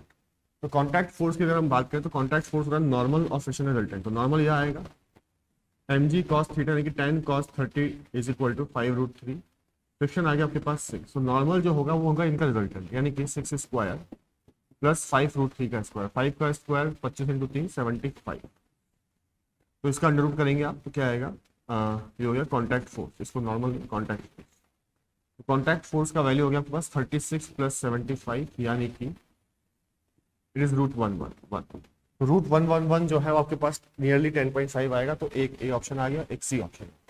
ठीक है, नेक्स्ट क्वेश्चन देख लेते हैं 27। ठीक है, थोड़ा सा अच्छा सवाल है, इसको ध्यान से समझिएगा। 3 डायमेंशनल एक्सेलरेशन इसमें दे रखा है, शायद आपको ध्यान से देखें, फोर्स दे रखा है। तो यहाँ पे आप क्या कह रहे हैं कि एक ब्लॉक है जिसका मास 5 kg, तो 5 kg मास का इधर लगेगा mg 50। फोर्स लग रहा है इसमें 6i क्या, 6i क्या मतलब 6 इधर 8 इधर, फिर लग रहा है आपके पास 20 k क्या, 20 k मतलब 20 ऊपर। अच्छा नॉर्मल कहाँ जाएगा, इसमें नॉर्मल ऊपर जाएगा। तो एक्चुअली इस केस में जो ध्यान देने वाली बात है कि नॉर्मल की वैल्यू 50 नहीं होगी। नॉर्मल होगा आपके पास, कैसे निकालेंगे, 20 + n बराबर 50। तो n का वैल्यू हो गया हमारे पास 30। अब n अगर आपके पास 30 है तो फ्रिक्शन का मैक्सिमम वैल्यू, तो फ्रिक्शन का मैक्सिमम वैल्यू हमारे पास 0.4 इज द फ्रिक्शन कोएफिशिएंट। तो 0.4 मल्टीप्लाइड बाय 30 यानी कि 12। अब आप देखिए कि इस ब्लॉक पे अलोंग द सरफेस क्या फोर्स लग रहा है, एक 8 लग रहा है, एक 6 लग रहा है। 8 और 6 का रिजल्टेंट कितना होगा, 8 और 6 का रिजल्टेंट होगा प्लस 10 है ना, 6 square plus 8 square under root 10। तो अगर हम ध्यान से देखें तो ये जो 10 न्यूटन का फोर्स है इस पे एक्स और वाई प्लेन में कहीं पे लग रहा है, किसी एंगल पे। कितना एंगल होगा वो भी ऊपर निकाल सकते हैं कि भाई यहाँ पे ये मैं थीटा बोल दूं तो tan theta is equal to 6/8 theta बराबर 37 डिग्री, 3/4। ठीक है, तो यानी कि y एक्सिस से 37 डिग्री में बन रहा है फोर्स। अब हमसे क्या बोला है कि फ्रिक्शन की अगर बात करें तो ऑप्शन पढ़ लेते हैं एक बार, द ब्लॉक स्टार्ट स्लिपिंग। नहीं, ब्लॉक स्लिपिंग नहीं करेगा क्योंकि फोर्स हमारे पास लग रहा है 10, फ्रिक्शन अवेलेबल पा रहा है, फ्रिक्शन चलने नहीं देगा। The friction force on the cube by the surface is 10 Newton. बिल्कुल, जितना आपको रोकने की जरूरत है, कितना चाहिए यहाँ पे 10 चाहिए, तो फ्रिक्शन 10 ही लगेगा। ठीक है, तो friction force acts in XY plane at angle 127 degree with respect to positive x axis in clockwise direction. तो ये एक्स एक्सिस ये है, फ्रिक्शन लगेगा इसके जस्ट अपोजिट, इस वाले फोर्स के जस्ट अपोजिट। ठीक है, तो भैया एंगल कितना है, 53 हो गया। तो ये कितना होगा 180 - 53 यानी कि 127 डिग्री। तो बिल्कुल सही बात है, तो बी भी सही है, सी भी सही है। डी ऑप्शन पढ़ते हैं, contact force exerted by the surface on the cube is 10√10। Contact force again पिछले सवाल में भी हमने देखा था, 26 में भी क्या है आपके पास, नॉर्मल और फ्रिक्शन का रिजल्टेंट। तो नॉर्मल का रिजल्टेंट और फ्रिक्शन का यानी कि 30 square is normal, 10 square is friction, हो जाएगा √1000। √1000 को आप लिख सकते हैं 10√10 यानी कि डी ऑप्शन भी बिल्कुल सही है। तो 3 आंसर सही आ गए यहाँ पे, बी, सी एंड डी। ठीक है, देखेंगे ध्यान से, बी सी डी सही है। फिर अगले क्वेश्चन में बढ़ेंगे। नेक्स्ट क्वेश्चन क्या कह रहा है, a block of mass 15 kg is resting on a rough inclined plane as shown in figure। ठीक है, the block is tied up by a horizontal string which has a tension of 50 Newton। The coefficient of friction between the surfaces of contact may be। तो यानी कि आप ऐसे सवाल पूछना चाहिए फ्रिक्शन क्या हो सकता है। ठीक है, फ्रिक्शन की प्रॉपर्टी क्या होती है कि जितना आपको जरूरत है उतना मिल जाए, बाकी तो फिर एक्स्ट्रा कुछ भी हो कोई फर्क नहीं पड़ता। तो हम इसके अंदर निकालें कितना मिनिमम म्यू रिक्वायर्ड है, मतलब फुल फ्रिक्शन लगा के हम काम कर रहे हैं, उससे ज्यादा होगा तो काम चल जाएगा अपना, कोई दिक्कत नहीं है। तो मिनिमम म्यू निकालेंगे, उससे ज्यादा जो भी है वो सब पॉसिबल रहेंगे। तो यहां पे हम एक काम करते हैं, इसका एफपीडी बनाते हैं। ये मास m है, टेंशन का फोर्स है सिर्फ 50। ठीक है, ब्लॉक का मास कितना है 15 किलो यानी कि जरा आएगा प्लस 150। ठीक है, अब फोर्सेस देखें अपन इस पे, 50 cos 45, 50/√2 यानी कि 25√2। इधर भी 25√2। 150 cos 45 इज 75√2 या 150/√2 एक ही बात है, और इधर भी 75√2। अब इधर आएगा आपके पास परपेंडिकुलर टू सरफेस आएगा नॉर्मल ऐसे। तो अगर आप ध्यान से देखिए तो भाई इसमें आपके पास नॉर्मल कर क्या होगा, नॉर्मल होगा आपके पास 75 प्लस 25√2 यानी कि 100√2। अब फ्रिक्शन की बात करें तो along the inclined forces analyse करने पड़ेंगे। नीचे लग रहा है 75√2, ऊपर लग रहा है 25√2। तो फ्रिक्शन की रिक्वायरमेंट किधर, नीचे की तरफ फोर्स ज्यादा है, फ्रिक्शन ऊपर चाहिए, तो क्या आएगा F। तो फ्रिक्शन की रिक्वायरमेंट कितनी हो गई हमारे पास 75√2 बराबर F प्लस 25√2। तो फ्रिक्शन की रिक्वायरमेंट हो गई हमारे पास 50√2। ठीक है, तो फ्रिक्शन की रिक्वायरमेंट होगा आपके पास 50√2। तो यहां से आप बोलेंगे it is equal to mu into n. तो म्यू की मिनिमम वैल्यू आ जाएगी यहां से, एन कितना हमारे पास 100√2। तो 50√2 और 100√2 को अगर आप डिवाइड करेंगे तो क्या आएगा, म्यू का वैल्यू यहां से हाफ आ जाएगा, यानी कि हाफ या इससे ज्यादा हो तो हमें कोई दिक्कत नहीं है। हाफ ऑप्शन में है, हाफ से ज्यादा 2/3 है, 3/4 है, 1/4 नहीं है। तो 3 आंसर अपन टिक करेंगे A B C. Let's see, yes A B C इसके 3 आंसर सही है। ठीक है, तो क्या है, बेसिकली फ्रिक्शन का सवाल है, नॉर्मल एफबीडी बनाइए, चलते जाइए, आंसर आएगा, राइट। 29 में दे रखा आपको 2 masses m1 equal to 4 kg, m2 equal to 2 kg are connected with an extensible massless string that passes over a frictionless pulley and through a slit। अब देखो ये जो स्लिट है ये फ्रिक्शन ऊपर कर रहा है, यहाँ पे कितना 10 न्यूटन। कहाँ करेगा, स्ट्रिंग नीचे जाएगी तो फ्रिक्शन ऊपर है, स्ट्रिंग ऊपर जाएगी तो फ्रिक्शन नीचे आएगा। तो उससे क्या होगा, दोनों तरफ टेंशन बदल जाएगी। क्यों, क्योंकि अगर आप ध्यान से देखो कि अगर मैं यहाँ पे एफबीडी की बात करूँ तो इधर की तरफ टेंशन अगर मैं T2 बोल दूं, इधर की तरफ टेंशन T1 बोल दूं, तो इस वाले पॉइंट पे अगर हम बात करें तो नीचे T1 आ जाएगा, ऊपर T2 आ जाएगा, और रस्सी क्योंकि नीचे जा रही है, वेलोसिटी नीचे है, तो फ्रिक्शन ऊपर आ जाएगा। तो T1 बराबर F प्लस T2 आप कह सकते हैं। ठीक है, चलिए अब हम बात करते हैं कि भाई क्या इनके एक्सेलरेशन रहेंगे। तो इसके लिए 4 kg का देखिए, नीचे तो 40 आएगा, इधर आएगा आपके पास 20। तो 40 माइनस T1 बराबर 4a, T2 माइनस 20 बराबर 2a। ठीक है, अब T1 का वैल्यू आप रख दीजिए F प्लस T2, यानी कि F इज 10 प्लस T2। तो यानी कि इस इक्वेशन ले सकता हूं मैं 40 माइनस 10 माइनस T2 बराबर 4 है। ऐड कर दीजिए, T2 से T2 गया, 30 माइनस 20 इज 10 बराबर 6a। तो एक्सेलरेशन आ गया 5/3। अब एक्सेलरेशन 5/3 है, यानी कि ये ऑप्शन हमारा सही है। Tension in the string is same throughout, no हो ही नहीं सकता है ना, क्योंकि ये देखो अभी हमने यहाँ इक्वेशन लिखी है, ये अलग अलग है, फ्रिक्शन आ गया बीच में। Force exerted by the string on mass m2 is 70/3, T2 पूछा है, T2 निकालने के लिए एक्सेलरेशन को यहाँ पे रखिए, तो क्या आएगा T2 बराबर 20 प्लस 2a, यानी कि 2 इंटू 5/3, 20 इंटू 60 प्लस 10, 70/3 आ रहा है। 70/3 मतलब सही ऑप्शन है, बिल्कुल सही ऑप्शन है। तीसरा क्या बोल रहा है, if positions of both the masses are interchange then 2 kg mass moves with an acceleration of 10/3। इसको भी ट्राई कर लेते हैं। 2 kg को यहां लगाइए, 4 को उधर लगाइए। तो 2 kg को अगर मैं लेफ्ट में, 4 kg को राइट में लगाता हूं, टेंशन यहां पे T1 बोलता हूं, यहां पे T2 बोलता हूं, रस्सी के स्लिट यहां पर है, तो वेलोसिटी अगर इस पे देखोगे तो ऊपर लगेगा, है ना, फ्रिक्शन लगेगा इस पे नीचे, तो इस पॉइंट पे ऊपर T1 लगेगा, नीचे फ्रिक्शन लगेगा। तो रिलेशन आप देखोगे तो T1 बराबर F plus T2 it is still same जो पहले आ रहा था। ठीक है, तो 10 प्लस T2, यहां पे आ गया 40, यहां पे आ गया 20, इसका एक्सेलरेशन a नीचे, इसका एक्सेलरेशन a ऊपर। ठीक है, तो 40 minus T1 is equal to 4a। आप देखोगे तो इक्वेशंस तक सेम बन रही है, तो एक्सेलरेशन भी सेम आएगा, और T1 का वैल्यू पुट करते ही एक्सेलरेशन फिर से 5/3 ही आएगा, यानी कि डी ऑप्शन गलत है। तो इसलिए सिर्फ 2 आंसर है, ए और सी। ठीक है, नेक्स्ट क्वेश्चन नंबर 30 में आपसे क्या बोल रहा है, arrangement of masses and pulleys is shown, masses and pulleys is shown in the figure. Strings connecting masses A and B with pulleys are horizontal, मतलब जितनी भी रस्सियां हैं ये सब horizontal है, and all pulleys and strings are light। ठीक है भैया, बहुत बढ़िया बात है। Friction coefficient between the surface and the block B is 0.2। ठीक है, यहां फ्रिक्शन कोएफिशिएंट 0.2 है, तो यहां पे फ्रिक्शन का मैक्सिमम वैल्यू क्या हो जाएगा, 0.2 इंटू नॉर्मल 90, यानी कि 18। फिर क्या बोल रहा है, and between blocks A and B is 0.7, तो यहां पे फ्रिक्शन का मैक्सिमम वैल्यू क्या हो जाएगा, 60 into 0.7 is 42। The system is released from rest। Okay, अब क्या होगा, the magnitude of acceleration of system is 2 meter per second square and there is no slipping between block A and block B। The magnitude of acceleration of the system is 2 meter per second square। Okay, तो acceleration निकालना है आपको।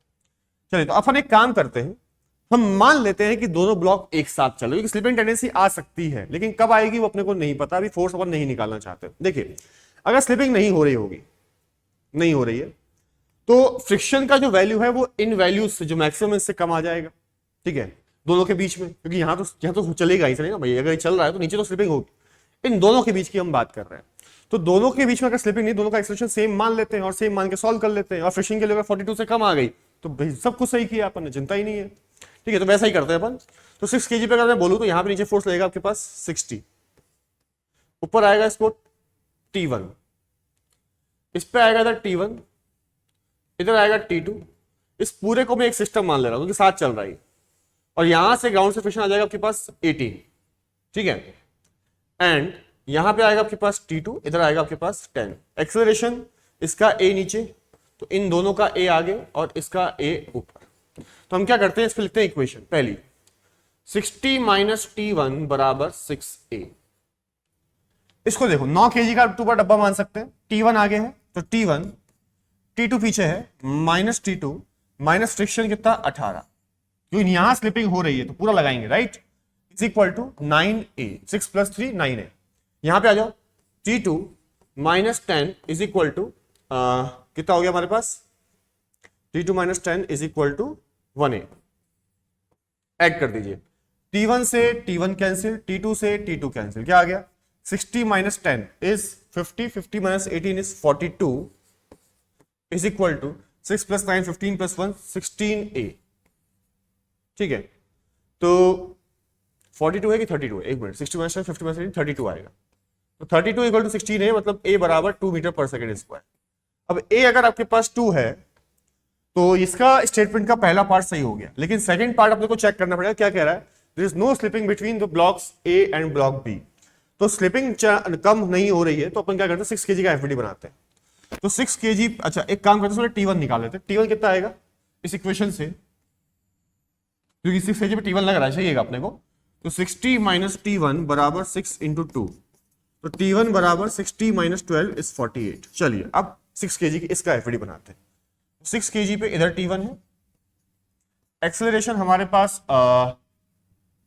2 है, friction इधर की तरफ मान लेता हूं मैं, ठीक है। तो T1 इज 48, तो 48 माइनस F बराबर 6 इंटू 2, यानी कि F का वैल्यू आ गया मेरे पास 48 माइनस 12 यानी कि 34। अरे वाह, ये तो 42 से कम है, यानी कि स्लिपिंग हो ही नहीं रही, यानी कि जो भी आपने सॉल्व किया है वो सब सही है, ठीक बात है। तो यहां पे आप कह सकते हैं ए स्टेटमेंट सही है, और the magnetic friction between blocks A and B is 42। अगर हमने सही किया तो 34 है, नहीं तो 42। एक बार आंसर चेक करते हैं, देखो इन्होंने ए और डी दे रखा है तो बी ऑप्शन गलत है। बी ऑप्शन क्यों गलत है, क्योंकि हमारा मैग्नीट्यूड आ रहा है 34, ये बोल रहा है 42। समझिए 42 क्यों कह रहे हैं, देखो होता क्या है ना, जैसे ही आपने यहाँ पे म्यू एन निकाला 42 आया, आपका ऑप्शन दिखा, आपने टिक कर दिया। भाई स्टैटिक फ्रिक्शन है कि काइनेटिक आपको नहीं पता है, स्टैटिक फ्रिक्शन उतना ही लगता है जितनी जरूरत होती है, काइनेटिक कितना मतलब पूरा ही लगेगा उस टाइम पे, ठीक है, जब स्लिपिंग होगी। तो ये गलत हो गया option. Acceleration of block C is 1 metre पर सेकंड स्क्वायर डाउनवर्ड, नहीं, एक्सेलरेशन सबका सेम है, 2 है। Tension in the string connecting block B and block D is 12, यानी कि T2 निकालना चाहते हैं। T2 के लिए आप क्या करेंगे, एक्सेलरेशन यहां पुट कर दीजिए, तो T2 बराबर 10 + 2 यानी कि 12 न्यूटन आपका फोर्स आ जाएगा, ठीक है, सिंपल। चलिए तो ए हो गया और डी हो गया, तो क्वेश्चन नंबर 30 हो गया। आगे देखते हैं, तो आगे तो ये हो गया खत्म, ठीक है। तो ओलंपियाड के जो भी चैनल्स हैं आप एक बार सब्सक्राइब कर लीजिए, और एनआरएम का सॉल्यूशंस है, बाकी सॉल्यूशंस भी आपको इसी तरीके से मिलते रहेंगे, ठीक है। Thank you.